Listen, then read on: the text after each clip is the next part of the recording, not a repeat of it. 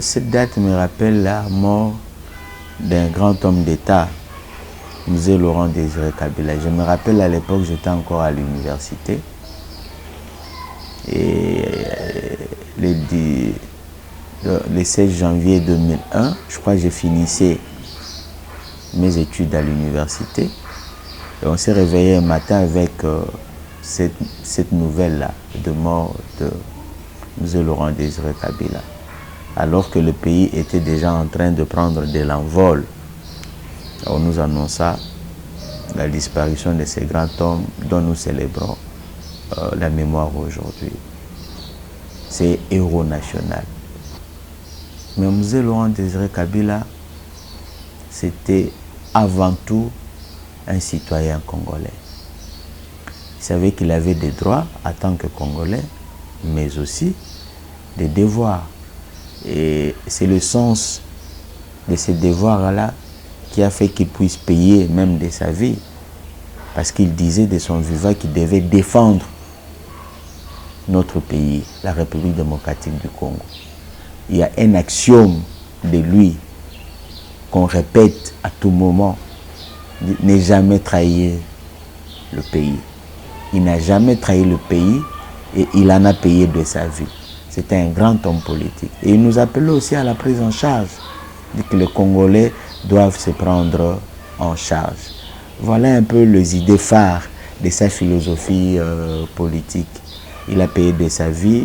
On aurait bien voulu qu'il soit encore vivant aujourd'hui pour que nous puissions nous inspirer de son expérience, qu'il puisse nous prodiguer comme ça des conseils, des orientations pour mener à bien la politique de ces pays. Mais le message est que nous puissions faire un effort de pérenniser ces idées de Laurent Désiré Kabila. Parce que si on arrive à pérenniser ces idées-là, cela va nous amener à pouvoir atteindre, comme je l'ai dit souvent, une conscience collective. La conscience collective nous fait défaut actuellement. La conscience collective nous fait défaut. Nous devons être unis autour des idéaux pour l'émergence de ces grands pays. Et actuellement, nous avons un chef de l'État qui veut que ces pays aillent de l'avant. Mais on doit les soutenir. Autour de lui, nous devons être unis. Autour de lui, nous devons être solidaires pour amener ces pays à l'émergence. Et telle est aussi la devise de mon parti politique Congo Uni, Union, Solidarité et Développement. Donc ne perdons pas espoir. Mzee est parti, mais il ne nous a pas laissé orphelins. Nous avons ces idées qui nous guident. Et avec ces idées-là, nous devons aller de l'avant, regarder devant et aller de l'avant. Parce que nous ne pouvons pas sombrer dans le désespoir. Vous allez vous rappeler que Mzee Laurent Désiré Kabila, quand il a accédé au pouvoir, la déliquescence, surtout au niveau de la tête du pays, était très forte. Mais en si peu de temps, il a aidé le pays à pouvoir redorer son image, quoi.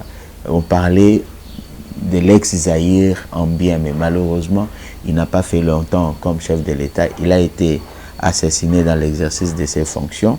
Donc nous allons nous battre, nous qui venons dans le monde politique, nous allons nous battre pour que les idéaux forts de Mzee Laurent Désiré Kabila ne soient pas enterrés. On a tué Mzee Laurent Désiré Kabila physiquement, mais idéologiquement, il reste encore présent dans les têtes des Congolais. Cette date historique nous rappelle la disparition des grands hommes d'État, Patrice Emery Lumumba. Il fut le tout premier ministre de notre pays. Et ce jeune, à l'âge, je crois, de 30 ans, il s'est battu pour que notre pays puisse accéder à la souveraineté nationale et à la souveraineté internationale.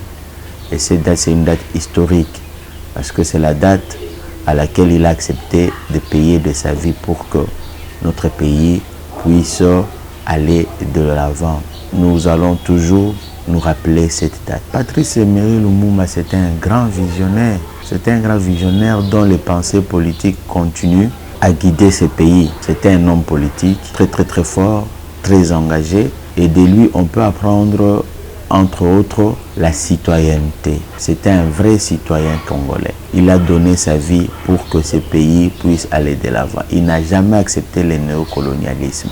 Ça m'étonne qu'actuellement, cette date puisse être vue seulement sous un angle protocolaire, alors que elle devait être précédée des activités au cours desquelles on allait rappeler à la jeunesse les idées phares, les grandes pensées de ce grand homme qui est Patrice Emery Lumumba. Vous allez remarquer que notre pays tarde encore à arriver au stade d'une conscience collective. Tout ça pourquoi? Parce que il n'y a pas encore ces ciments-là sur lesquels pouvaient bien se poser les idées politiques de Patrice Emery Lumumba.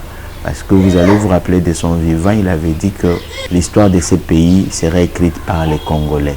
Il a refusé le néocolonialisme. Bon, voilà. Si on arrive par exemple à atteindre cette conscience collective autour des idéaux de Patrice Emery Lumumba, je suis convaincu que ces pays iraient de l'avant. Avant d'adresser un message à la population congolaise en général et à la jeunesse congolaise en particulier, laissez-moi quand même glisser un mot sur ce qui s'était passé dernièrement et que je condamne. C'est la profanation du sépulcre de notre héros national. C'est un héros national. Le président actuel s'est battu pour que sa relique, la relique de notre héros national, soit rapatriée au pays. Quelque temps après, vous avez vu le sépulcre où a été mise cette relique-là, ça a été profané par des inciviques. Alors, ce qui n'est pas bien. Nous condamnons avec véhémence cet acte répréhensible. Alors, pour revenir au message, c'est le message d'espoir que je lance à la population congolaise. Nous sommes convaincus que les conditions de vie de la population congolaise vont s'améliorer. Et pour ça, nous sommes obligés de nous unir, d'être solidaires autour du chef de l'État. Et je suis convaincu que tout en étant unis, tout en étant solidaires, nous arriverons à vaincre l'ennemi de ces pays. Nous devons savoir que nous sommes entourés par 9 pays voisins. Notre allié d'aujourd'hui peut devenir demain notre ennemi. Donc nous devons être solidaires. Où le pays, dans sa partie occidentale, à l'est, est agressé. Comment nous allons vaincre cette agression si nous ne sommes pas unis, si nous ne sommes pas solidaires? Donc soyons unis, soyons solidaires. Et à la jeunesse congolaise, je dirais que l'avenir est radieux. Là, je paraphrase notre héros national Lumumba. Et que l'histoire de ces pays sera écrite par nous et principalement par les jeunes. Les jeunes, mettez-vous debout, sachez que l'avenir de ces pays dépend de vous.